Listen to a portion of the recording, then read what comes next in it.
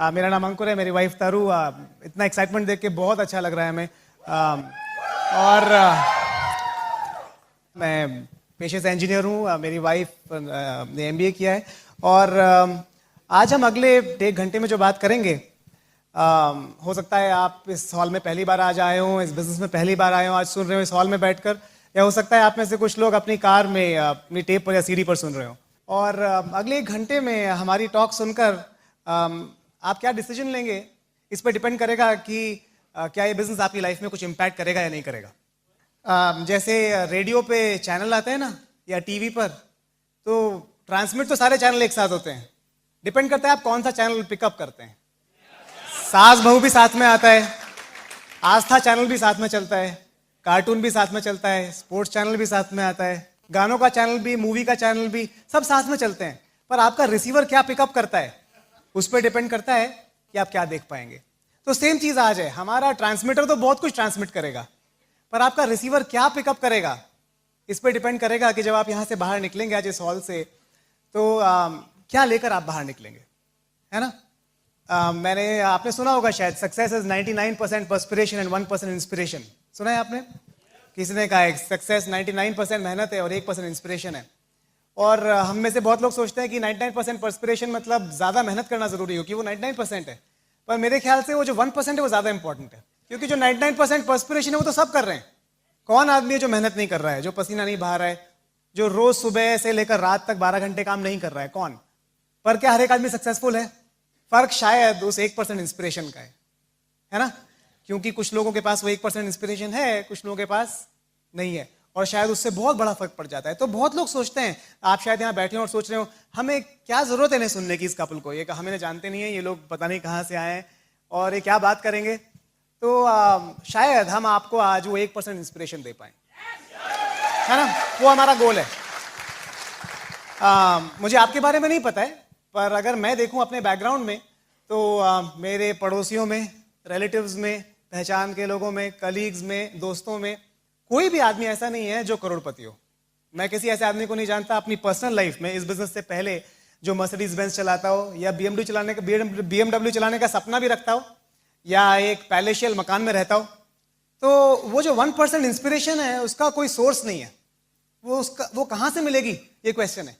आपकी लाइफ में मुझे नहीं पता कि कितने लोग हैं जो आपको वो 1% इंस्पिरेशन दे सकते हैं फाइनेंशियली सक्सेसफुल होने की। ये आप देख रहे हैं ना, ब्रिट वर्ल्ड वाइड इंडिया, इसका एक ही चार्टर है। इसका चार्टर है unlimited association with financially free people. मतलब आप इतने फाइनेंशियली फ्री लोगों से अपनी जिंदगी में इस ऑर्गेनाइजेशन के थ्रू मिल सकते हैं जिनसे आप कभी नहीं मिल सकते। और हमारे साथ वही हुआ है।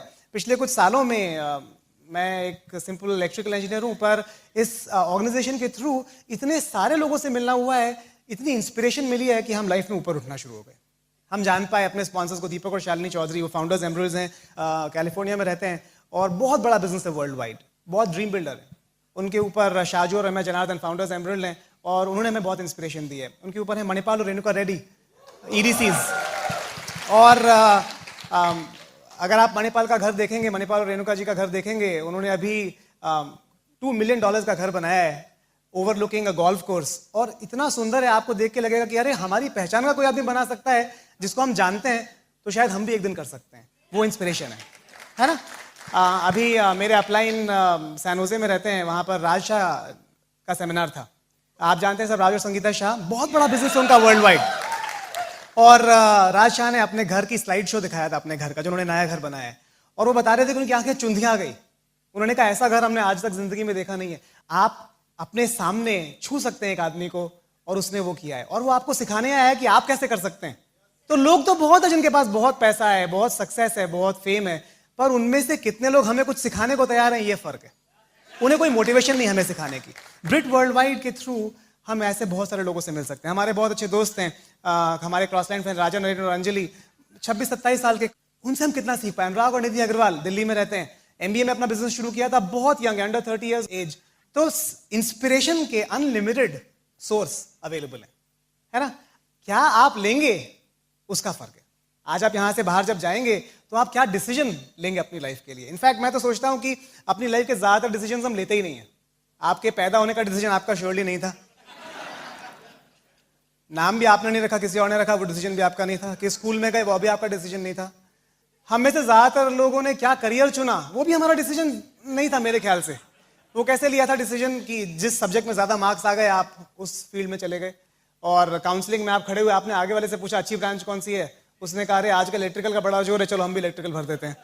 इस तरह आप इलेक्ट्रिकल इंजीनियर बन गए। ज्यादातर हमारे करियर डिसीजंस ऐसे, डेमोक्रेसी कहते हैं ना, डेमोक्रेसी आप पोलिंग सी करते हैं अपनी लाइफ में। हम 5 लोगों से पूछते हैं, 5 में से 4 ने जो कहा वो कर लेते हैं। हम अपने डिसीजंस बहुत, शादी के लिए आप लड़की के 5 फोटो आते हैं, पहले कोई चुनता है, फिर छटाई करता है, फिर आपके 50 में से 5 फोटो निकाल के रखता है, फिर आपको बोलता है 5। फिर आप पूछते हैं आप लोगों को क्या अच्छा, कौन अच्छी लग रही है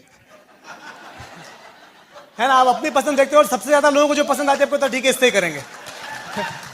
तो मैं कह रहा हूं कि जो आपकी लाइफ के बहुत इंपॉर्टेंट डिसीजंस हैं, जो कि हमारी लाइफ को बनाते या बिगाड़ते हैं, वो भी हम खुद नहीं लेते ज्यादातर। अगर आप पीछे मुड़ के देखें तो शायद 1 या 2 ही डिसीजंस होंगे आपकी लाइफ के जो आपने खुद लिए होंगे। मेरा ये मानना है ये बिजनेस आपकी जिंदगी बदल सकता है। इस बिजनेस से आप इतना पैसा कमा सकते हैं, इतना रिकग्निशन ले सकते हैं, इतना फ्रीडम पा सकते हैं कि आपकी पूरी जिंदगी का रुख बदल सकता है। क्वेश्चन ये है कि इस बिजनेस को करने या ना करने का डिसीजन, अगर आप इस रूम में पहली बार बैठे हैं, तो आप लेंगे या आपके पेरेंट्स लेंगे या पड़ोसी लेंगे या घर का कुत्ता लेगा या आपके दोस्त लेंगे या आपके कलीग्स लेंगे, ये मेरा क्वेश्चन है। होपफुली वो डिसीजन आप ले पाएंगे, और अगर आप वो डिसीजन ले पाए तो आपके लिए एक टर्निंग पॉइंट बन जाएगा आपकी लाइफ में। नहीं ले पाए, जैसे चलती जा रही है वैसे चलती रहेगी। हम लोग अपने बारे में थोड़ा आपको थोड़ी सी चीजें बताना चाहते हैं। हम कैसे यहां तक आए इस बिजनेस में, और शायद उससे आपको कुछ हिंट्स मिल सकें कि आप क्या कर सकते हैं। मैं इंदौर से हूँ ओरिजिनली। मेरे पेरेंट्स इंदौर में रहते हैं। मेरे फादर इलेक्ट्रिकल इंजीनियर हैं और मेरी मदर रिसर्च साइंटिस्ट हैं। और शुरू से हमने पढ़ाई का माहौल देखा है, वही किया। ऑब्वियसली हमारा भी गोल था कि मैं और मेरा छोटा भाई है हमारी फैमिली में, हमारा गोल था पढ़ाई में हम आगे जाएं। वही हमें सिखाया गया था शुरू से। हमारा एटमॉस्फेयर, फैमिली एटमॉस्फेयर वैसा था और वही किया। हमेशा अपने स्कूल में टॉपर रहे। और सबसे मेजर चीज़ जो मुझे याद है पिछले सालों में, वो है मेरा डिसीजन कि मैं IIT जाना चाहता हूँ। और मेरे ख्याल से हर आदमी जो इंजीनियरिंग करना चाहता है वो IIT जाना चाहता है, क्योंकि वो सबसे प्रीमियर इंस्टीट्यूट है इस कंट्री में। और तब मुझे, जब मैंने IIT का एग्ज़ाम दिया, तब मुझे अपनी लाइफ का पहला फेलियर मिला।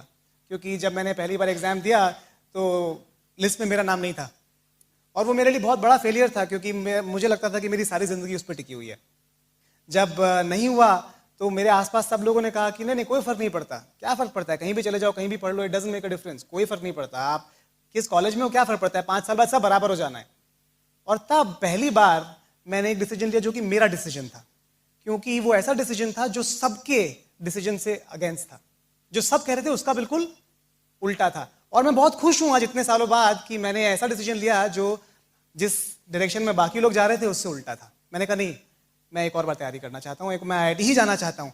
और मैं बहुत खुश हूँ आज कि मैंने वो डिसीजन लिया, मैं IIT पहुँच गया और नींव पड़ी अपना डिसीजन ले पाने की। और नींव पड़ी इस बात की कि जिस डायरेक्शन में भीड़ जा रही है उस डायरेक्शन से उल्टा जाना ज़्यादा अच्छा हो सकता है। खैर IIT पहुँचे, वहाँ पर कहते हैं ना, आप अपनी गली में तो कुत्ता भी शेर होता है। जब वहाँ पहुँचे तो इतने सारे लोग थे जो दिग्गज थे, वहाँ जाके फिर लगने लगा रहे हम तो फिर ऑर्डिनरी हो गए, ये तो फिर से भीड़ में आ गए। जैसी भीड़ वहाँ थी ऐसी भीड़ यहाँ पर है। तो लगा 1 साल 2 साल निकल गया, लगा रहे यहाँ भी कुछ अलग करना चाहिए अब। तो वहाँ पर एक एक्सचेंज प्रोग्राम के लिए रिक्वायरमेंट थी IIT दिल्ली में, और मैंने उसके लिए अप्लाई किया, उसमें मेरा सिलेक्शन हो गया। तो ऑब्वियसली हम क्या करते हैं, फिर से इलेक्शन हुआ, सबको फ़ोन लगाए, मौसा जी को, पापा को, मम्मी को, भाई को, बहन को, सबको फ़ोन लगाते हैं ना, आपको क्या लगता है, आपको क्या लगता है। सबने क्या बोला, बेवकूफ़ी मत करो, जहाँ पे हो वहीं रहो। और मुझे लगा इसका एग्जैक्टली उल्टा करना चाहिए, वही ठीक होगा शायद, तो एग्जैक्टली उल्टा किया। और एक्सचेंज प्रोग्राम में इंजीनियरिंग का एक साल करने के लिए मैं फ्रांस पहुंच गया, लियों, इंसा द लियों, एक साउथ फ्रांस में एक इंस्टीट्यूट है। और 1 साल मैंने इंजीनियरिंग वहाँ करने का डिसीजन लिया। बहुत अच्छा डिसीजन लिया, मुझे लगता है मेरी ज़िंदगी का सबसे इंजॉयबल 1 साल वो साल था। इतना एक्सपोजर मिला लाइफ में उस यंग एज में कि बहुत ज़्यादा मज़ा आया, आज तक मुझे वो याद है टाइम। पर 5-6 महीने बाद वहाँ पर लगने लगा ये तो फिर वहीं आ गए भीड़ में, क्योंकि वहाँ पर 200 एक्सचेंज स्टूडेंट थे, वो हर कंट्री से आए हुए थे, वो बात अलग है, 2-2 3-3 2-2 3-3 पर एक जगह तो फिर भीड़ थी ना, तो फिर लगा रहे कुछ और करना चाहिए यहाँ, तो फिर हम भीड़ में आ गए। और उस टाइम पर जनरल इलेक्ट्रिक ने, एक कंपनी जनरल इलेक्ट्रिक जो बहुत बड़ी कंपनी है, उन्होंने अपनी रिक्वायरमेंट निकाली थी कि हम 2 ट्रेनीज ढूंढ रहे हैं अपनी एक प्रोजेक्ट के लिए 6 महीने के लिए जर्मनी में। और मैंने अप्लाई तो कर दिया, और फिर फ्रांस से फोन लगाया सबको, आपको क्या लगता है क्या करना चाहिए? ऑब्वियसली सबने क्या कहा, तुम पहले ही इतनी बेवकूफियां करते हो, तुम एक और बेवकूफी करना चाहते हो, बिल्कुल नहीं करना। और जैसे ही हमने सुना बिल्कुल नहीं करना, क्या किया? एग्जैक्टली उल्टा। मैं तो अंकुर गुप्ता पहुंच गए जर्मनी, हैमलिन, नॉर्थ जर्मनी में एक टाउन है हैमलिन। और बहुत कुछ सीखा उस टाइम में, क्योंकि पहली बार मैं एक जॉब एनवायरनमेंट में आया था जहाँ पर एक कंपनी में काम किया पहली बार। और हमारी ट्रेनिंग होती है इंस्टीट्यूट में, मतलब इंजीनियरिंग में 3 महीने की, और मैंने ट्रेनिंग की 6 महीने की। बहुत बड़ा रिस्क था, पर कहते हैं ना, नो रिस्क नो फन। तो एक बहुत बुजुर्ग कपल के साथ में रहता था, उनको ओपा ओमा कहता था, दादा दादी। जो दादा थे ओपा, उनकी एज थी 95 ईयर्स और दादी की एज थी 92 ईयर्स। और वो भी जिंदगी में उल्टे चले थे। जब वो यंग थे तो उनकी शादी नहीं करने दी किसी ने उनको, क्योंकि उस टाइम पर बड़ा रेशियल डिस्क्रिमिनेशन था। और उनकी आप अलग अलग शादी हो गई, दोनों के अलग अलग बच्चे हो गए, बच्चों की शादी हो गई, एक की वाइफ मर गई, एक के हस्बैंड की डेथ हो गई। जब वो 80 साल के थे, 85 साल के, तो बाजार में एक बार मिले, उन्होंने कहा क्या है यार, सारी जिंदगी बेकार कर दी, अब साथ में रहेंगे। और मैं उनके घर पे पेइंग गेस्ट था। बहुत मजा आया, मैंने बहुत कुछ सीखा उस एज में। 95 और 92 की एज में वो इतने रेडिकल थे, इतनी ओपन थिंकिंग थी उनकी, कि मुझे लगा कि मेरी एज में मेरी थिंकिंग इतनी ओपन नहीं जितनी उनकी थी। और वो 6 महीने बहुत मजा आया। पहली बार मैं जॉब एनवायरनमेंट में था, तो मुझे समझ में आया कि जॉब एनवायरनमेंट में पैसा तो ज़्यादा मिलता है, पर कॉलेज में जो फ्रीडम था वो नहीं था। तो लगने लगा अरे कितना अच्छा होता अगर कॉलेज की तरह टाइम होता और यहाँ कंपनी की तरह पैसा होता, पर वो पॉसिबल नहीं है। और तब मुझे लगने लगा कुछ और तरीका होना चाहिए जिससे कि दोनों चीज़ें मिल सकें। एनीवेज वापस आ गया, इंजीनियरिंग खत्म की, और फिर अगला बड़ा डिसीजन आदमी क्या लेता है, नौकरी कहाँ करेगा। तो मेरे पास 2 कंपनीज के ऑफर थे। एक बहुत बड़ी कंपनी से था, टेक्सास इंस्ट्रूमेंट से, और एक छोटी कंपनी था, उस टाइम पे बहुत छोटी थी वो कंपनी, सिनॉप्सिस, वहाँ से। और फिर क्या किया, अब मैं सारे प्रोफेसर से जाके पूछा आपको क्या लगता है कौन सी कंपनी ज्वाइन करनी चाहिए। सबने कहा बड़ी कंपनी ज्वाइन करनी चाहिए। एग्जैक्टली जाके उल्टी कंपनी ज्वाइन कर ली, छोटी वाली। वो डिसीजन भी बहुत अच्छा रहा। तो मेरी लाइफ में जो सबने कहा उसका उल्टा डिसीजन हमेशा अच्छा रहा है। और मैं आपको अश्योरेंस दे सकता हूं कि आपकी लाइफ में भी अगर आप वो डिसीजन लेंगे जिसमें भीड़ चल रही है या जो भीड़ बता रही है उल्टा लेंगे, आपको मजा बहुत आएगा, ये गारंटी है। खैर बैंगलोर पहुंच गया, और बैंगलोर से बड़ी भीड़ कभी देखी ही नहीं थी। हमें लगता था सॉफ्टवेयर इंजीनियर बहुत बड़े आदमी हो गए। बैंगलोर पहुंच के देखा तो वहां एक रूम में आप घुसो हॉल में, तो 500 लोग बैठे हुए हैं कंप्यूटर लेके। तो आपको लगता है अरे हम कहाँ आ गए यहाँ पर। ये तो कभी सोचा नहीं था कि यहाँ पे इतने मीडियोकर, इतने नॉर्मल, इतने जनरल बन जाएंगे। और वहां जाके सोचने लगे कुछ और करना चाहिए। और इस बीच मैंने ये बिजनेस देखा, और जब मैंने बिजनेस देखा तो मुझे लगा कि एक तरीका है जिससे बहुत डिफरेंट हुआ जा सकता है लाइफ में, बहुत कुछ अचीव किया जा सकता है। और इस तरह से मैं इस बिजनेस में आ गया। मैं और मेरा एक रूममेट गणेश, हम लोग यूएस गए हुए थे एक प्रोजेक्ट के लिए, और 3 महीने के लिए हम लोग गए थे। वहाँ पर मेरे रूममेट को दीपक चौधरी जो हमारे अपलाइन है, उन्होंने बिजनेस दिखाया। और उसने मुझे कॉल ही नहीं किया मीटिंग में। उसे लगता था कि मैं बिजनेस कभी नहीं करूँगा, मैं आईआईटी से हूँ और मैं कुछ बड़ा करना चाहता हूँ, इसलिए उसने मुझे बिजनेस दिखाया ही नहीं। 3 हफ्ते बाद ज्वाइन करने के उसने मुझे एक दिन शाम को कॉल किया और कहा कि अंकुर एक मीटिंग हो रही है, कुछ बिजनेसमैन मिल रहे हैं, तुम आना चाहो तो आ जाओ। ऑलमोस्ट ऐसा कहा था कि कोशिश करो ना ही आओ तो अच्छा है। और मुझे वो बात अच्छी नहीं लगी, मुझे लगा ये तो कुछ छुपाना चाह रहा है। मैंने कहा नहीं नहीं जरूर आऊंगा, करना क्या है वहां पे, हो क्या रहा है। नहीं वो मिल रहे हैं, कुछ बात कर रहे हैं, तुम आना चाहो तो आ जाओ, जरूरी नहीं आना। आपने कभी इन्वाइट किया किसी को इस तरह से? नहीं है ना, बिल्कुल अच्छा तरीका नहीं है। तो मैं मीटिंग में पहुंच गया, मीटिंग अटेंड की। और जब आप मीटिंग अटेंड करते हैं हमारे बिजनेस में, तो आपको वो सर्कल्स दिखाते हैं 6 and 4 and 3। तो वो कुछ भी समझ में नहीं आया। मुझे लगता है किसी को भी समझ में नहीं आता जब पहली बार देखते हैं कि क्या हो रहा है ये। पर मुझे जो समझ में आया वो ये समझ में आया कि यहाँ पर जो लोग मुझे दिख रहे हैं वो बहुत शार्प हैं, बहुत एजुकेटेड हैं, बहुत एम्बिशियस हैं, और ऑलरेडी अपनी लाइफ में बहुत सक्सेसफुल हैं। जिन्होंने मुझे बिजनेस दिखाया था, दीपक कॉर्नेल्स हैं, अपने करियर में बहुत सक्सेसफुल थे। और सारे लोग मुझे ऐसे मिले, हस्बैंड्स और वाइफ्स थी, मुझे बड़ा अच्छा लगा। मैंने पहली बार बिजनेस मीटिंग देखी थी कोई जहां पर हस्बैंड और वाइफ साथ में थे किसी मीटिंग में। मुझे लगा ये इस जगह की क्रेडिबिलिटी बाकी जगहों से ज्यादा है। और उन्होंने मुझे कुछ मटेरियल दिया मुझे, और मटेरियल लेके मैं घर आ गया। उन दिनों मैं अपने बॉस के घर रह रहा था। मेरे बॉस का नाम था जॉन सेडाल, वो एक कॉन्फ्रेंस के लिए यूरोप गया हुआ था, और मैं उसके घर पे रह रहा था। एक्चुअली उसके पास एक कुत्ता था, वो कुत्ते का ध्यान रखने के लिए मैं रह रहा था। वो कहते हैं ना बॉस के लिए तो कुछ भी करेगा, बॉस के कुत्ते के लिए भी कुछ भी करेगा। तो कह नहीं मैं मजाक कर रहा हूँ आप। असली रीजन कुत्ता नहीं था, असली रीजन था कि मेरे बॉस के घर पे एक जकूजी थी और होम थिएटर सिस्टम था। मुझे मूवी देखने का बहुत शौक है, मूवीज देखने का। मुझे लगा 15 दिन ऐश करेंगे, इसलिए मैं वहां पर रह रहा था। उन्होंने मटेरियल दिया, मैंने मटेरियल अंदर रख दिया, जेम्स बॉन्ड की मूवी देखी रात को। उन्होंने कहा था अगले दिन मिलने आएंगे, और बिजनेस में लोग अपने टाइम के बड़े पक्के होते हैं। अगले दिन शार्प 6 बजे वो घर पहुंच गए, वो और गणेश। उन्होंने कहा कुछ क्वेश्चन है तुम्हारे? आपके क्वेश्चन तब होते जब कुछ समझ में आता है। मैंने कहा नहीं कोई क्वेश्चन नहीं है। उन्होंने कहा शुरू करो।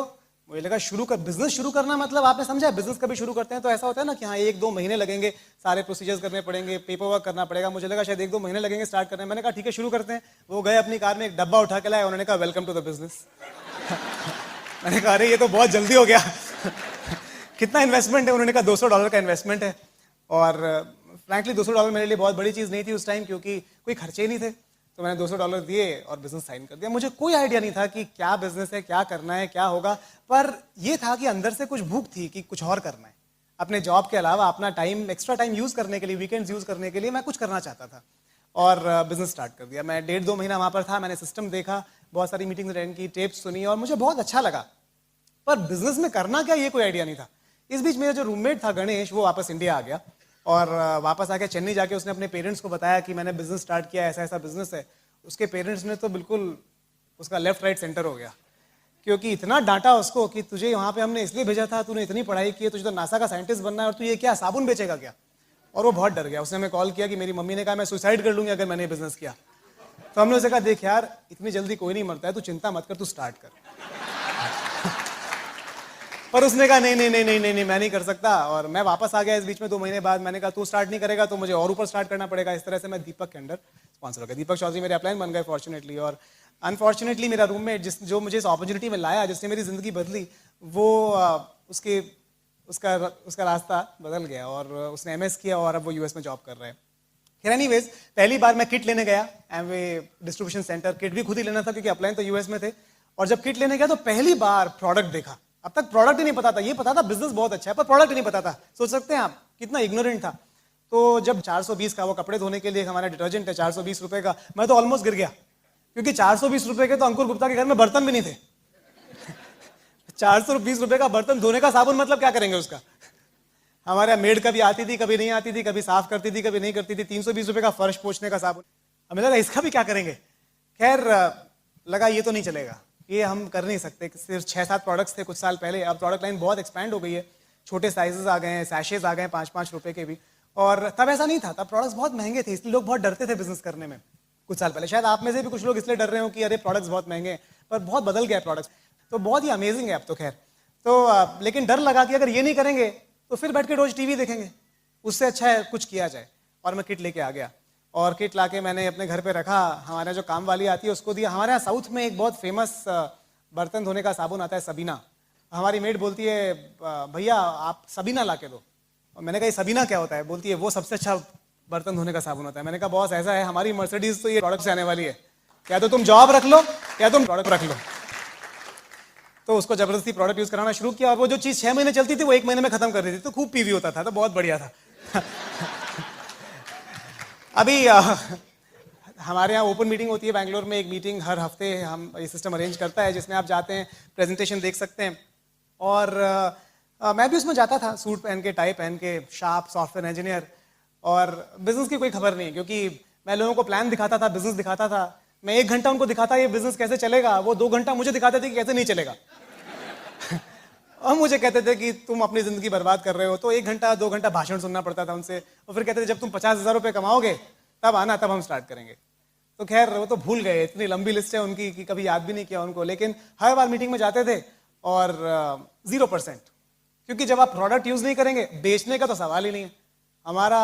हमारी इज्जत खराब होती थी बेचने में। तो बड़ा स्टेटस प्रॉब्लम था कि प्रोडक्ट तो हम नहीं बेच सकते, बिजनेस दिखा सकते हैं बट प्रोडक्ट नहीं बेच सकते। तो वॉल्यूम 0, क्योंकि बिजनेस में हमारे पैसा तो प्रोडक्ट मूवमेंट से आता है। अगर आप प्रोडक्ट यूज करते हैं, बेचते हैं, दोनों ही नहीं था, ना यूजेज था ना रिटेल था, तो 0।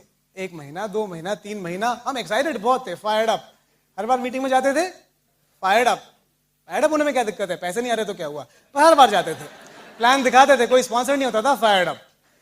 दिखाते रहे। फिर मेरा एक क्लासमेट था आईआईटी का, उसको मैंने बिजनेस दिखाया। बहुत अच्छा दोस्त था मेरा आईआईटी से, और रतीश वाही। और उसने बिजनेस स्टार्ट कर दिया। एक्चुअली जब उसने कहा मैं स्टार्ट कर रहा हूं, मुझे विश्वास ही नहीं हो कि ये स्टार्ट होने को तैयार है। खैर उसने बिजनेस स्टार्ट कर दिया और अब 2 सॉफ्टवेयर इंजीनियर, 2 शार्प लोग, well dressed, young, open meeting में जाते हैं, फायर्ड अप। कितना पैसा कमाते हैं? क्योंकि दोनों प्रोडक्ट यूज नहीं करते, दोनों प्रोडक्ट बेचते नहीं है, और दोनों को मजा बहुत आ रहा है, तो फायर्ड अप, एक्साइटेड। आप समझ लो कैसा बिजनेस है। कोई बिजनेसमैन दुनिया में इस तरह बिजनेस नहीं कर सकता जिस तरह हमारा। जितनी गलतियां आप इस बिजनेस में कर सकते हो और जितना ये बिजनेस आपको माफ करेगा, दुनिया का कोई बिजनेस आपको उतना माफ नहीं करेगा, है ना। आप एक दुकान खोल के देखो और 2 महीना 3 महीना 4 महीना कुछ भी मत करो, आप सर्वाइव नहीं कर सकते उस बिजनेस में। हमारा ही बिजनेस है जहां पर इतनी बेवकूफियां करके हम जैसे लोग सर्वाइव कर सकते हैं और फिर भी आगे बढ़ सकते हैं। खैर, अभी लिस्ट तो हमारे पास थी नहीं। देखिए, हम लोग तो नॉर्थ इंडिया से हैं, हम लोग थे बैंगलोर में, जानते किसी को थे नहीं। मेरा कोई क्लासमेट इंडिया में नहीं था। मैं और रतीश और हमारे बाकी सारे क्लासमेट्स यूएस चले गए थे, हम दोनों ही थे बैंगलोर में, सिर्फ इंडिया में। तो हम ना क्लासमेट्स को जानते थे ज़्यादा, ना किसी को जानते थे, तो हमारी लिस्ट ही नहीं थी। तो हमारे पास एक ही तरीका था, हम नए लोगों से मिलते थे, उनको बिजनेस दिखाते थे, क्योंकि ना रिलेटिव्स थे ना नेबर्स थे, कोई भी नहीं। और जो बाकी नेबर्स थे वो भाषा नहीं समझते थे, वो कन्नड़ा बोलते थे, हम इंग्लिश हिंदी बोलते थे, तो बड़ा गड़बड़ मामला था। खैर, रतीश एक बार अपने घर जा रहा था लुधियाना, दिल्ली से लुधियाना शताब्दी एक्सप्रेस में जा रहा था और उसके पास में एक सज्जन बैठे थे। हमें तो आदत थी लोगों से बात करने की कि भाई हमें तो लोग ढूंढने हैं अपने बिजनेस के लिए, क्योंकि आपके पास 2 ही तरीके हैं, या तो चूड़ियां पहन के आप घर पे बैठ जाएं या फिर कुछ करें उसके बारे में। तो हम कुछ कर रहे थे उसके बारे में, तो हम लोगों से बात कर रहे थे। तो ट्रेन में रतीश ने बात की अपने पड़ोस में जो बैठे थे सीट पे, उन्होंने कहा नहीं मैं तो इंटरेस्टेड नहीं हूं। पर उनके बगल में एक सज्जन बैठे थे, उन्होंने गर्दन निकालने कहा कि क्या बिजनेस है। रतीश ने कहा अभी तो नहीं बता सकता, मैं लुधियाना से वापस आ रहा हूँ और एक मीटिंग कर रहा हूँ, अपनी वाइफ को लेकर आ जाइए। वो बहुत बड़े बिल्डर थे, ऑलरेडी बहुत सक्सेसफुल थे अपने करियर में और अपनी वाइफ के लिए कुछ ढूंढ रहे थे। रतीश जब वापस आए तो रतीश ने अपलाइन से बोर्ड लिया और पहली बार बोर्ड पे प्लान दिखाया। दीपक चौधरी इंडिया आए हुए थे एक शादी के लिए, अपनी बहन की शादी के लिए, और रतीश ने पहली बार प्लान दिखाया। बुलाया 10-12 लोगों को था, कोई नहीं आया, सिर्फ ये कपल आया था। रतीश ने प्लान दिखाया, प्लान के बाद एक कपल बोलता है हम स्टार्ट करने को तैयार हैं। ऐसा तो हमने कभी सुना ही नहीं था। आज समझ रहे हो, एक्सपेक्टेशन ही नहीं थी कोई स्टार्ट भी करता है। एक्सपेक्टेशन सिर्फ ये थी कि बहस करेगा और बोलेगा नहीं चलता है। तो उसने कहा कि हम स्टार्ट करने को तैयार हैं। उन्होंने कहा हम स्टार्ट करने को तैयार हैं। तो रतीश ने फटाफट दीपक चौधरी को कॉल किया, दीपक ये तो स्टार्ट होने को तैयार है, क्या करूं। दीपक ने कहा यार चेक ले लो। तो रतीश कहता है यही तो प्रॉब्लम है, चेक नहीं वो कैश दे रहे हैं। अरे तो कैश ले लो, स्टार्ट करो। और हमारे पास ना फॉर्म था ना कुछ था, हमने उनको स्टार्ट कराया, रतीश ने स्टार्ट कराया। बैंगलोर आके हमने उनका किट शिप किया और किट अपने आप पहुंचा। बहुत शार्प कपल था। जब आपको इस बिजनेस में कोई ग्रो करने वाला आदमी मिलेगा तो वो किसी का इंतजार नहीं करेगा, ना लेफ्ट ना राइट, वो अपने आप सक्सेसफुल हो जाएगा। और इस कपल ने अपना किट खुद खोला, खुद सीखा और 1 महीने के अंदर उन्होंने अपने काका मामा चाचा नाना नानी भाई बहन सबको स्पॉन्सर कर दिया, पूरा खानदान है लो इसमें। तो अभी अंकुर गुप्ता और रतीश भाई 0% से सीधे 9% पे आ गए। Fired up. पर चेक कितना आ रहा है, एक ही लगे ना। पर फायर्ड अप, अभी 9% हो गए ना, और क्या चाहिए, सब चलता है बिजनेस। अभी भी स्टेज पे जाते हैं एक्साइटेड, पैसे नहीं आ रहे हैं। पर देखो एक्साइटमेंट और फायर्ड अप ना पैसे पे डिपेंड नहीं करता, इस पे डिपेंड करता है कि आप कल कितना पैसा कमाने वाले हो, है ना। तो वो होप थी हमारे पास कि एक दिन हम सक्सेसफुल जरूर होंगे। आज नहीं तो क्या हुआ, एक दिन जरूर सक्सेसफुल होंगे। और वो होप बहुत बड़ी होप है, क्योंकि मुझे नहीं पता आपके करियर में, आपके जॉब में, आपके बिजनेस में आपको अपने इनकम को डबल करने की होप है क्या अगले 1 साल में। ज्यादातर लोगों को होप भी नहीं है कि वो होगा। अगर आप अपने बॉस से पूछे मैं अपनी सैलरी डबल करना चाहता हूं, कब तक होगी, वो बोलेगा यार मुझे नहीं पता मेरी कब होगी, तुझे क्या बताऊं। तो वहां होप ही नहीं है, यहां पर होप तो है ना। तो वो होप थी कि हम एक दिन बहुत सक्सेसफुल जरूर होंगे इस बिजनेस में। और वहां से बिजनेस आगे खिसकने लग गया धीरे धीरे। मैंने रतीश ने मुझे एक बिहेवियरल डेवलपमेंट का कोर्स था, उसमें वो ज्वाइन करने के लिए कहा 3 दिन का। और वहां पर इतने सारे ऐसे लोग थे, बहुत सारे, एक कोर्स था वो 3 दिन का और बहुत सारे लोग थे। जैसे ही मैं वहां गया मेरी तो आंखें चुंधिया गई, इतने सारे लोग, वाह अब तो हो गए डायमंड। और मैंने वहां पर लोगों से मिला, कई लोगों से मिला। वहां पर मेरा एक दोस्त बना मोहसिन खान, और मोहसिन को मैंने बिजनेस दिखाया और मोहसिन ने बिजनेस स्टार्ट कर दिया। और इनफैक्ट रतीश हमारा पहला प्लैटिनम ले गए, मोहसिन और उनकी वाइफ हमारा 2nd प्लैटिनम ले गए। और उसके बाद उसी कोर्स से मैं अपने घर, हमारा घर काफ़ी दूर था, तो अपने स्कूटर पे लिफ्ट देता था मैं एक और दोस्त को, उनका नाम था कमलेश। और मैंने उनको बिजनेस दिखाया और उन्होंने बिजनेस स्टार्ट कर दिया और वो हमारे 3rd एमरल्ड लेग हो गए बेसिकली।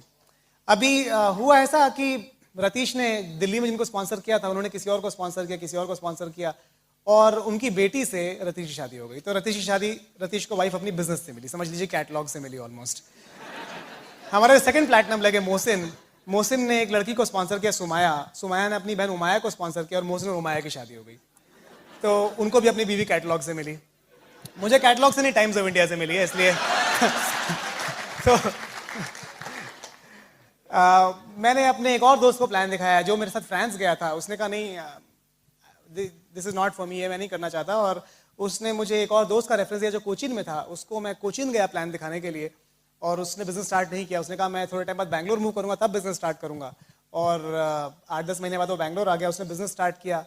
पर बिजनेस स्टार्ट करने के थोड़े दिन बाद ही फैमिली में सिचुएशन आ गई, फिर वो यूके चला गया, फिर यूएस चला गया, सारी दुनिया घूमने के बाद वापस बैंगलोर आया 2005 में, और उसकी शादी हो गई थी तब तक, गौरव और दिव्या, और वो हमारा 4th प्लैटिनम लेग हो गया।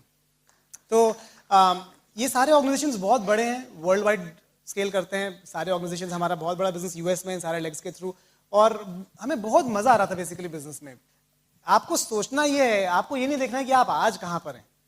अगर आप ये समझ लेंगे कि आप कहाँ जा सकते हैं और क्या पॉसिबिलिटी है, तो आप कुछ भी अचीव कर सकते हैं, है ना।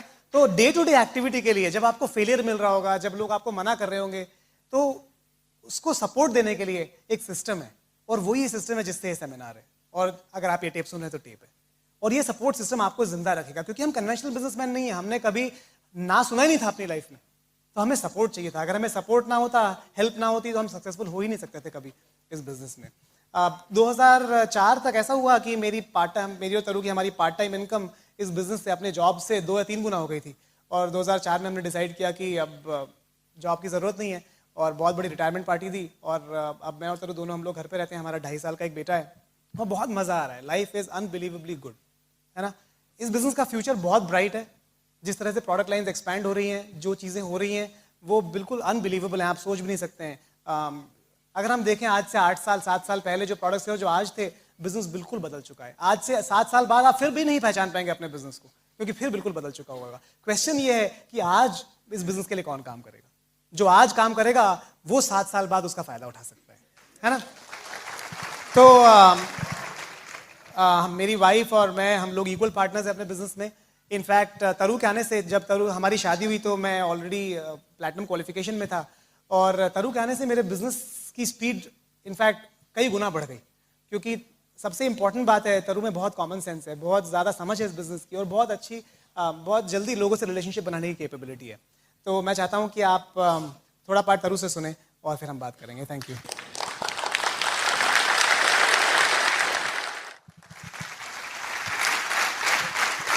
Thank you. मेरा नाम तरु है, और मैं स्पेशली उन लोगों से बात करना चाहती हूँ। मैं आपको बताना चाहती हूँ, अंकुर और मैं परफेक्ट मैच हैं। हमारी पूरी बात सुनिए, हमारी पर्सनालिटी एकदम एक्सट्रीम ऑपोजिट है। जितना आपने अंकुर से सुना, मेरी लाइफ इसकी एक्सट्रीम ऑपोजिट थी। मैं बताती हूँ कैसे। बहुत लोग यहाँ बैठ के सोच रहे होंगे, शायद आप में से जो पहली बार आए हैं, कि ये बिजनेस शायद उन लोगों के लिए है जो ऑलरेडी अचीवर्स रहे हैं अपनी लाइफ में, जो बहुत बड़े ड्रीमर्स रहे हैं, जिनकी एस्पिरेशंस बहुत अच्छी रही हैं, या जो बहुत अच्छी सेल्फ इमेज के साथ बड़े हुए हैं और उनको लगता है कि वो कुछ भी कर सकते हैं। तो अगर आप ऐसा सोच रहे हैं कि सिर्फ वही लोग सक्सेसफुल हो सकते बिजनेस में, तो ऐसा नहीं है। इट डजंट मैटर कि आपका स्टार्टिंग पॉइंट इस बिजनेस में क्या रहा है, क्योंकि मेरा स्टार्टिंग पॉइंट बिल्कुल अलग था। मैं यूपी से बिलोंग करती हूँ, और मेरे फादर गवर्नमेंट जॉब में हैं, में थे, अभी 2 महीने पहले रिटायर हुए हैं, और मदर हाउसवाइफ हैं। मेरी एक बड़ी सिस्टर है, और मैरिड हैं, बॉम्बे में रहती हैं, उनके हस्बैंड IIT से हैं वो भी। और मेरा एक छोटा ब्रदर है, उसकी वाइफ दोनों होटल इंडस्ट्री से हैं, और वो यूके में सेटल्ड हैं, और मैं बीच में हूँ। तो मेरी पूरी फैमिली प्रीटी मच इंजीनियर्स की फैमिली है। तो मेरे फादर भी चाहते थे कि हम तीनों बच्चे इंजीनियरिंग में जाएं, जो नहीं हुआ। तीनों ने अपने अपने लिए अलग अलग प्रोफेशंस चुने। तो दूसरी ऑप्शन थी कि लड़कियों के लिए हस्बैंड्स इंजीनियर्स ढूंढ दिए जाएँ।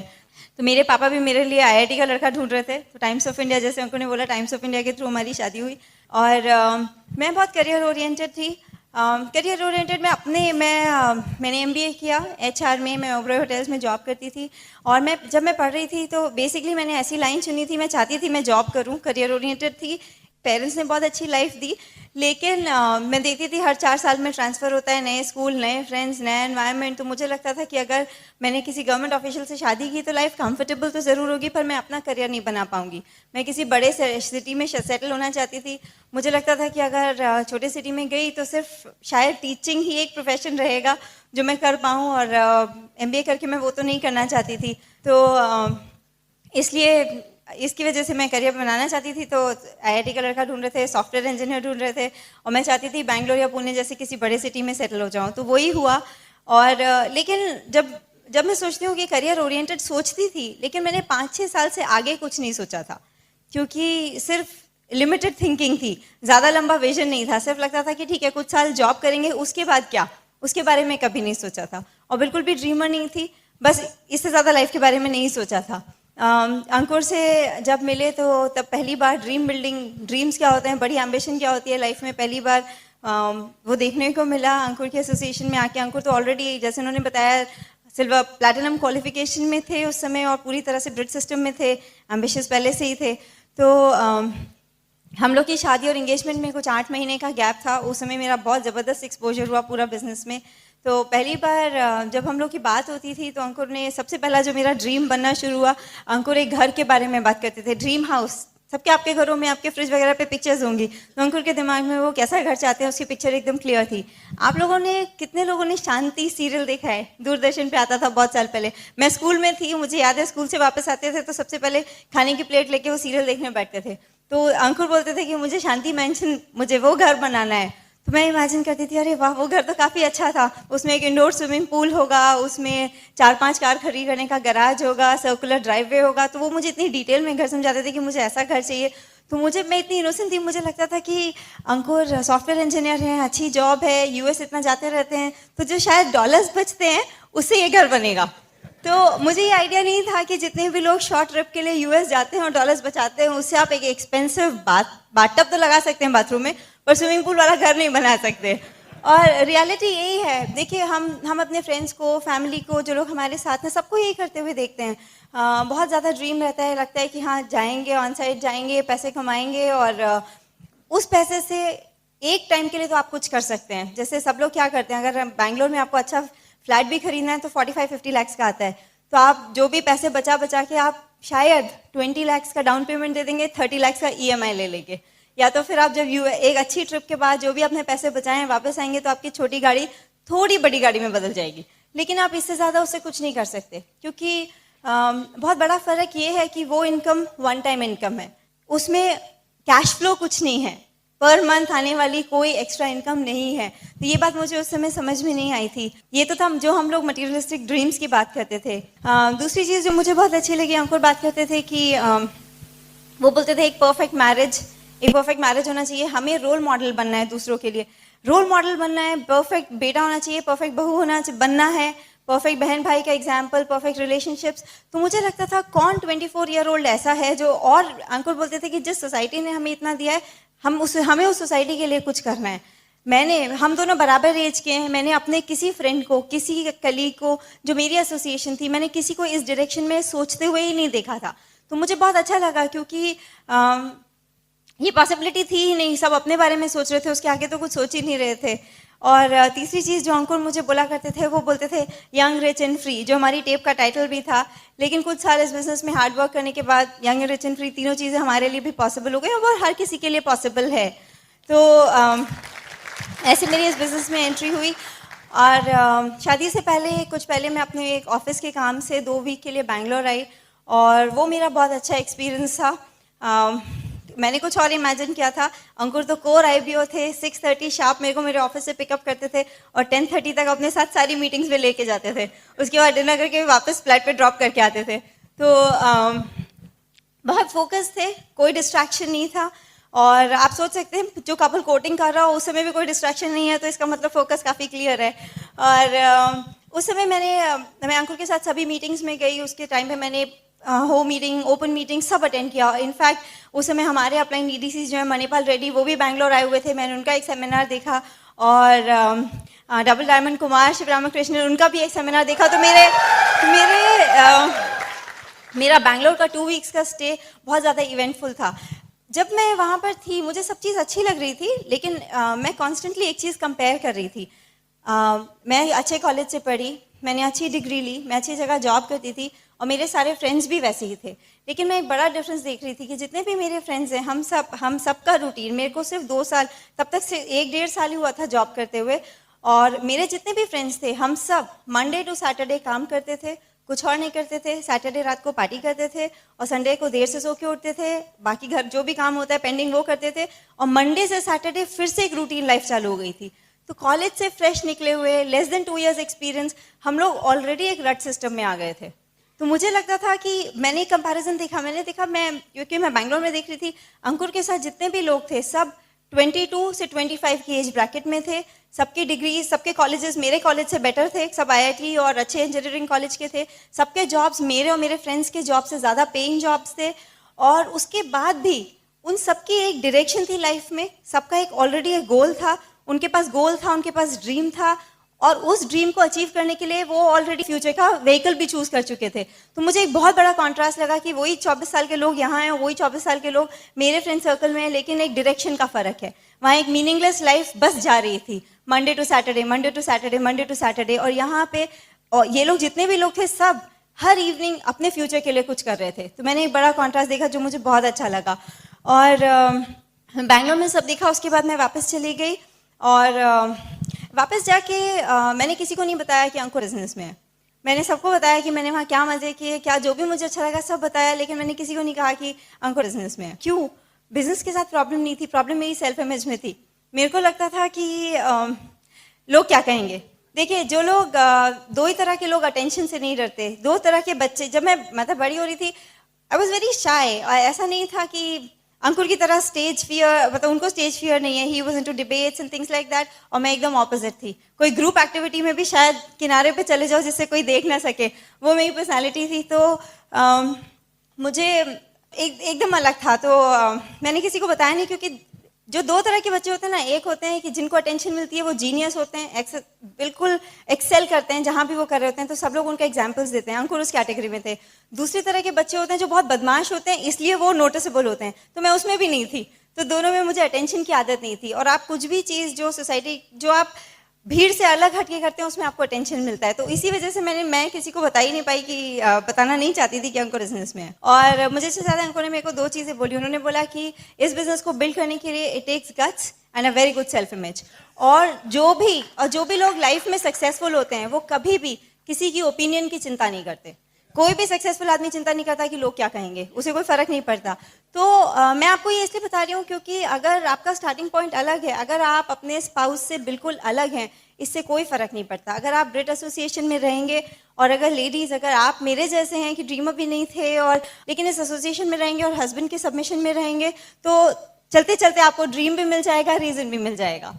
तो ब्रिट सिस्टम में बहुत पावर है, आपकी पर्सनालिटी टोटली ट्रांसफॉर्म हो सकती है, क्योंकि वो मैंने अपने साथ खुद ही देखा है। फिर उसके बाद हम लोग की जब शादी हो गई, मैं शादी के बाद बैंगलोर वापस आई। और एक्चुअली इससे पहले एक बहुत टर्निंग पॉइंट मेरा कुछ और ही था। टर्निंग पॉइंट हम लोग की शादी से 1 महीने पहले बॉम्बे में एक एफईडी हो रहा था। नवंबर 2000 में मैंने एक एफईडी अटेंड किया, और अंधेरी स्पोर्ट्स कॉम्प्लेक्स में था। बहुत सारे लोग आए थे, बहुत डिफिकल्ट था उसमें आना। पर अंकुर ने मुझे एक चीज़ बोली कि अगर तुम वहाँ पे नहीं आओगी तो हमारा बिजनेस 1 साल पीछे हो जाएगा। मैंने अंकुर का कमिटमेंट देखा था बिजनेस में, तो मुझे लगता था कि मेरी वजह से कैसे बिजनेस पीछे हो सकता है। तो किसी तरह पेरेंट्स को मनाया और मैं बॉम्बे आ गई। और वहाँ मैंने पहली बार मेरा फेथ लेवल आया बिजनेस में, और मेरे को मैंने बिग पिक्चर देखा इस बिजनेस का। एफईडी हम लोग का सबसे इंपॉर्टेंट इवेंट होता है, सबसे इंपॉर्टेंट फंक्शन है। और उस फंक्शन से मुझे कुछ 2-3 चीज़ें बहुत क्लियरली याद है। पहली चीज़ जो मैंने देखी, बहुत सारे लोग थे, अंकुर तब तक सिल्वर क्वालिफाई कर चुके थे। मैंने देखा हज़ारों की लाइन लगी हुई है, पर उसके बाद भी लेडीज़ और जेंट्स की कोई अलग क्यू नहीं थी। लेडीज़ बहुत कंफर्टेबल थी, कोई स्मोक नहीं कर रहा था, कोई ड्रंक नहीं था, कोई धक्का मुक्की नहीं हो रही थी। और यूपी में अगर लड़कियां थिएटर नहीं जाती हैं सिर्फ इसी वजह से क्योंकि एनवायरनमेंट अच्छा नहीं होता। तो मैंने कभी नहीं इमेजिन किया था कि किसी ऐसी जगह इंडिया में जहां इतनी बड़ी गैदरिंग हो, इतना ऑर्गेनाइज्ड हो सकता है। तो मेरे को बहुत अच्छा इंप्रेशन पड़ा पहले। और उसके बाद जब फंक्शन स्टार्ट हुआ, तो मुझे 3 कपल्स याद हैं जिन्हें मैंने स्टेज पे देखा। कांति एंड लता गाला, कुलीनम नीना देसाई एंड कुमार एंड अंजलि। तो मैं बताती हूँ मुझे क्या चीज़ याद है।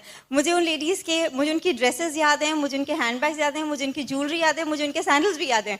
मुझे वो सब देख के सिर्फ ये समझ में आया कि जिस लाइफस्टाइल की बात अंकुर करते हैं, वो लाइफस्टाइल ऑलरेडी जो लोग स्टेज पे खड़े हैं ले चुके हैं। तो it's not a dream, it's a reality जो हमारे लिए भी थोड़े दिन में हो जाएगी। पहली चीज़ मुझे वो समझ में आई। दूसरी चीज़ जो मुझे बहुत ज़्यादा इमोशनली अपील की, वो ये थी जिस तरह से स्पीकर्स ने अपनी वाइफ्स को स्टेज पे इंट्रोड्यूस किया। जब कांति जी ने लता जी को बुलाया, कुली जी ने मीना जी को बुलाया, और कुमार जिन इन 3 लोगों का मुझे याद है, जिस तरह उन्होंने अपनी वाइफ को ब्रिंग अप किया, मैं सिर्फ एक चीज़ सोची थी, कितने लोग हैं जो 10-15 साल से ऊपर जिनकी शादी को हो गए हों और वो इतने सारे हज़ारों के लोग की संख्या में लोग बैठे हैं और वहाँ पे इतनी तारीफ करके अपनी वाइफ को बुलाएंगे स्टेज पे। मुझे वो बहुत पसंद आया। मुझे लगा अगर इनके साथ हो रहा है तो मेरे साथ भी होगा।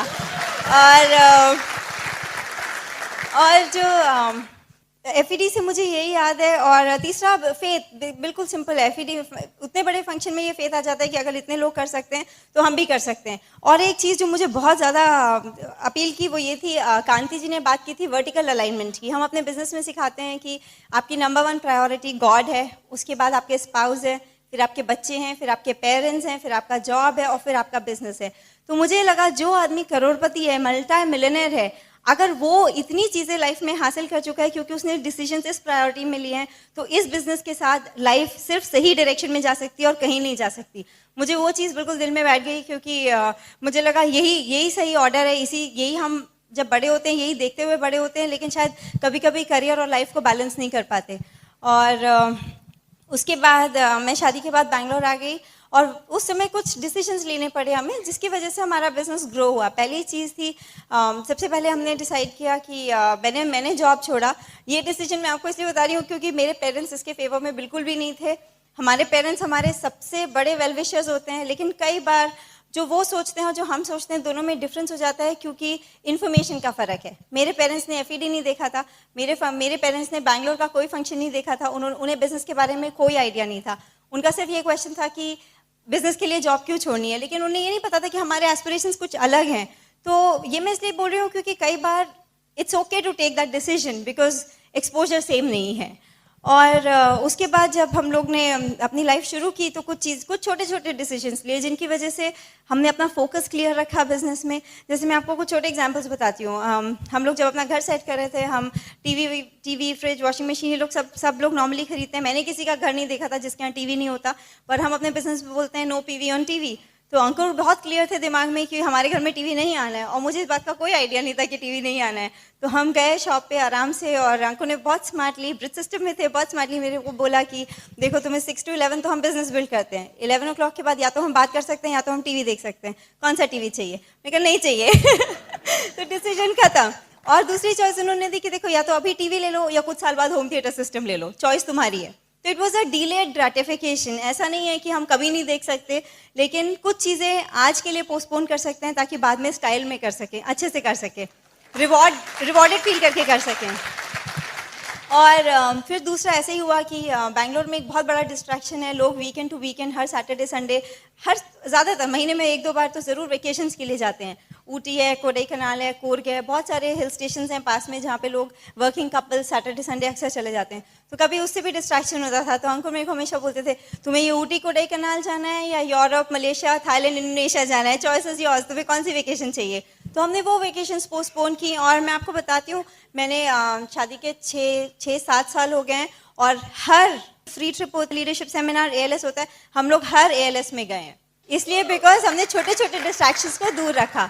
और मैं दोनों तरह की वेकेशन में फ़र्क बताती हूँ। हम लोग अगर अंकुर शादी के पहले तो मेरे पास पासपोर्ट था पर उस पर कोई वीज़ा नहीं था, तो मेरा सारा ट्रैवल जो है शादी के बाद ही स्टार्ट हुआ। पर मैं आपको एक डिफरेंस बताना चाहती हूँ। जब अंकुर अक्सर ट्रैवल करते थे, US जाते थे, बहुत जगह जाते थे। पहली बात वो अकेले जाते थे, मैं नहीं जाती थी। तो दूसरों को बताने में तो अच्छा लगता है कि हस्बैंड US गए हुए हैं, लेकिन अपने आप तो बहुत बोर होता है घर में। और एक ट्रिप पे मैं अंकुर के साथ गई थी, और मॉर्निंग से इवनिंग, हम लोग सिंगापुर गए थे, मॉर्निंग से इवनिंग अंकुर कॉन्फ्रेंस में रहते थे और मैं पूल साइड पे बैठ के अच्छे होटल में अकेले बैठ के किताब पढ़ती थी। तो मैंने वो ट्रिप बिल्कुल भी एंजॉय नहीं की क्योंकि हमने कुछ भी नहीं देखा। और उसी साल से हमने ALS पे जाना शुरू किया। जब हम ALS पे गए, कोई काम नहीं, टोटल फन, और ट्रीट्स यू वर्ल्ड क्लास, एकदम बिल्कुल फर्स्ट क्लास होटल्स में रहे, कोई करेंसी कन्वर्जन नहीं, कोई राइट साइड मेन्यू पे खाने का प्राइस नहीं देखना, we stayed in the best hotels. जिस भी सिटी में हम जहाँ पे भी लेके गई है, हम हर जगह बेस्ट होटल्स में रहे, बिल्कुल बेस्ट ट्रीटमेंट मिला। तो मैंने बहुत बड़ा उसमें भी कॉन्ट्रास्ट देखा। और इसलिए क्योंकि कुछ सैक्रिफाइसेस इनिशियली किए थे। और ऐसे ही हम लोग पेरेंट्स के साथ बहुत सारे टाइम पे जब बिजनेस कर रहे होते हैं, तो स्पेशली हम लोग नॉर्थ से हैं और हम लोग बैंगलोर में रहते हैं, तो ट्रैवल करना, पेरेंट्स के पास हर फेस्टिवल पे जाना पॉसिबल नहीं होता। तो बहुत सारी होली दिवाली पे हम नहीं गए, लेकिन गिल्टी भी फीलिंग होती थी कभी कभी, लेकिन अभी जब पेरेंट्स आते हैं हम उनके साथ क्वालिटी टाइम स्पेंड कर पाते हैं, क्योंकि वो लोग आते हैं तो हम उनको, इनफैक्ट जब फैमिली ट्रिप हुआ था पटाया के लिए, हम अपने पेरेंट्स को साथ में लेके, अंकुर के पेरेंट्स को साथ में लेके गए थे। It was such a good experience, उनको इतना मजा आया। अभी भी पेरेंट्स आते हैं तो जो भी हम पहले नहीं कर पाए जब हम एग्रेसिवली बिजनेस बिल्ड कर सकते थे, आज हम अच्छे स्टाइल से उनको वापस दे पा रहे हैं। वो लोग आते हैं तो हम वेकेशन प्लान करके कहीं चले जाते हैं, तो जो भी चीज़ हम पहले नहीं कर पाए, सेम चीज़ बच्चों के लिए। पहले हमने एमरल्ड तक तो बिना, एमरल्ड के बाद ही हमारा बेटा हुआ था, तो कभी कभी मदर्स को बहुत गिल्टी फीलिंग आती है कि बच्चे को छोड़ के जा रहे हैं, ये वो। मैं आपको सिर्फ एक चीज़, अपने, मेरा बेटा सिर्फ 2.5 साल का है, लेकिन छोटे से बच्चे इतना सिखा देते हैं उनको, बच्चों को क्वांटिटी टाइम, वो आपको सारे दिन देखें उससे कोई फर्क नहीं पड़ता। बच्चे आपके, आप उनके साथ उनको अनडिवाइडेड 1 घंटा भी दे दो, उनका काम हो जाता है। तो आप कभी भी लेडीज, जो भी मदर्स यहाँ पे बैठे हैं, कभी टेंशन में बिजनेस नहीं बिल्ड करो कि बिजनेस में बहुत टाइम लग रहा है, क्योंकि इट्स अबाउट क्वालिटी टाइम। आप 1 घंटा दे दो, बच्चा पूरे दिन खुश रहता है। उसे भी नहीं चाहिए कि सारे दिन आप उसके साथ रहो, उनको भी थोड़ी स्पेस चाहिए।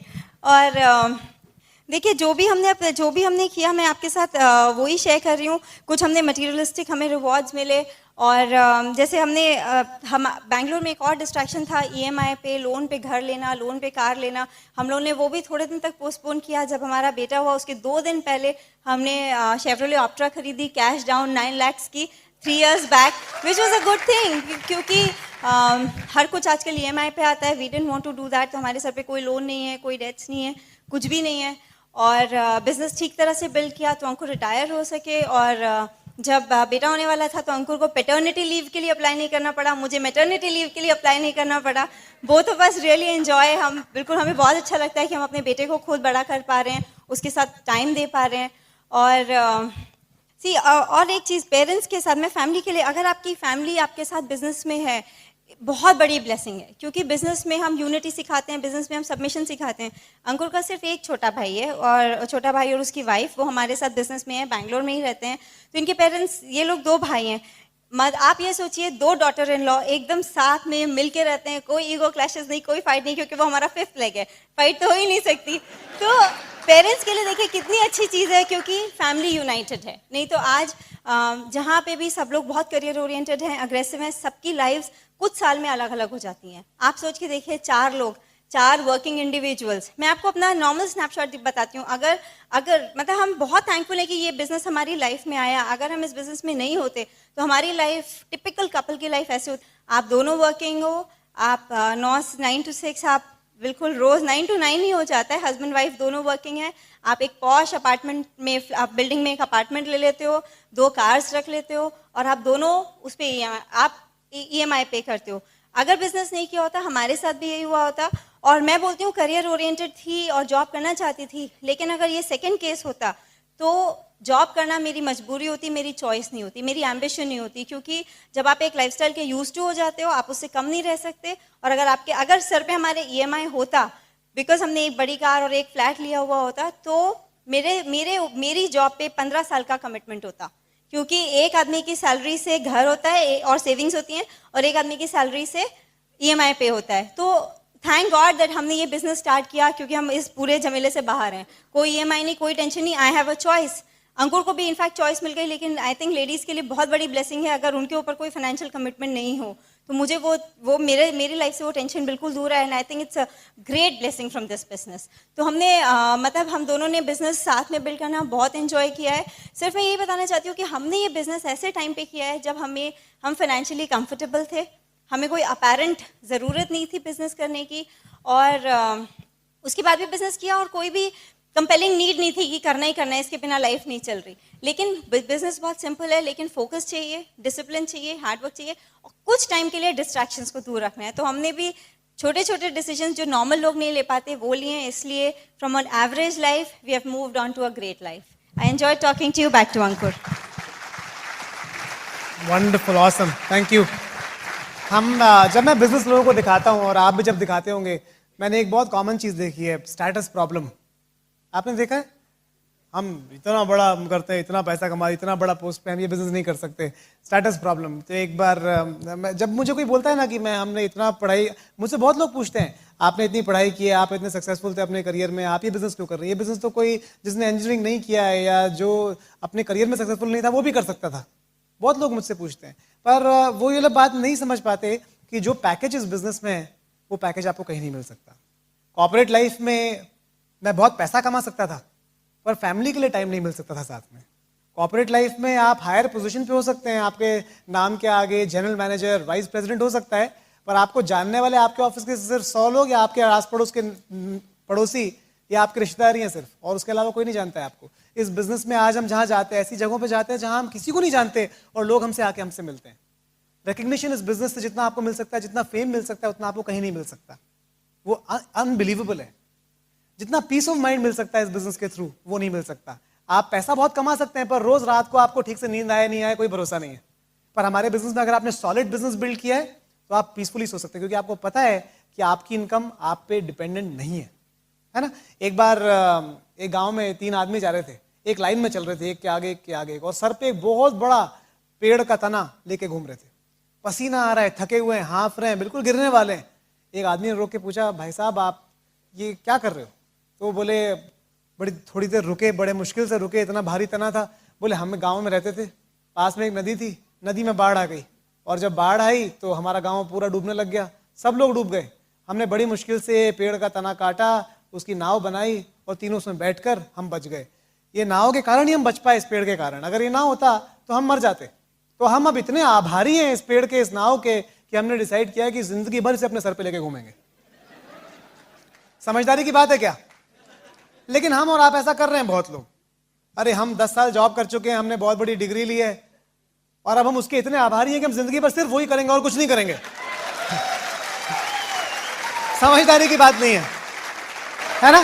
तो हम रोज रोते रहते हैं कि अरे पैसा नहीं है, हम रोज रोते रहते हैं अरे फैमिली के लिए टाइम नहीं है, हम रोज रोते रहते हैं अरे बहुत टेंशन है, हम रोते रहते हैं हमें बीमारियां होने लगी हैं, हमें नींद नहीं आती रात को, पर हम उसके लिए कुछ करने को तैयार नहीं है। सुना होगा आपने, जरूर सुना होगा, एक आदमी अपने दोस्त के घर गया, वहां पर बैठा तो दोस्त से बात ही नहीं कर पा रहा है क्योंकि ये कुत्ते के रोने की आवाज आ रही है, कू कू रोए जा रहा है, जोर जोर से रो रहा है।